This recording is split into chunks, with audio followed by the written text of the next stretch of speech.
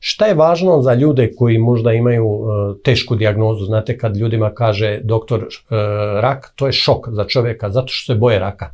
A rak za mene ništa nije različito od neke druge bolesti, bilo koje, zato što ga mi gledamo kao energiju. Znači, ako je energetski poremećaj, nema veze što je rak.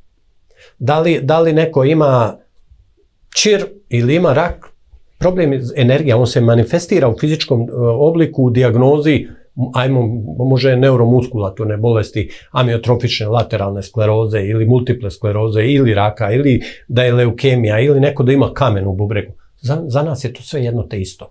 Energija. I mi ako napravimo u energiji da taj energetski program se makne, da uđe novi, ide ozdravljenje. Pa ne mali put je bilo, ja radim nekoga s rakom i 5 dana iza toga prođe magnetnu rezonancu, 3 metastaze, nema ništa, sve čisto.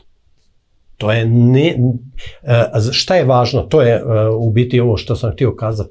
Važno je kad se čuje za dijagnozu, kad se sazna, pogotovo za te što se smatraju neizlječivim bolesti ili teškim dijagnozama, potražiti na vrijeme drugi vid liječenja. To može biti homeopatija, može biti neki drugi, ali isto tako može biti i energetska medicina da se proba.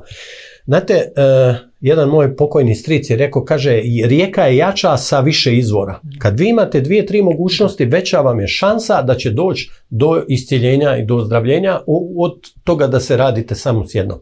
Mi kazah u početku da ljude tražimo da imaju dijagnozu, što znači da smo tražili da ih je observirao doktor, da ih je obradila medicina, da je napravila svoje i da onda dođem, da im ne bi oduzimali šansu doktorima da spase neki akutan proces u čovjeku. Odi prvo kod doktora, dođi kod nas. A kad odeš kod doktora, ako vidiš ili doktor, puno pacijenata ima, kažu, liječnici znaju, oni jako dobro znaju iz njihovog kuta gledišta što se može postići, projekciju naprijed. I kad mu kaže nema šanse, a on i dalje sjedi i ništa ne poduzima, pa probaj nešto drugo. Dadni šansu sebi i dadni šansu nekom drugom ko se bavi drugim vidom isciljenja ili medicine, kako god hoćete, da proba pomoć.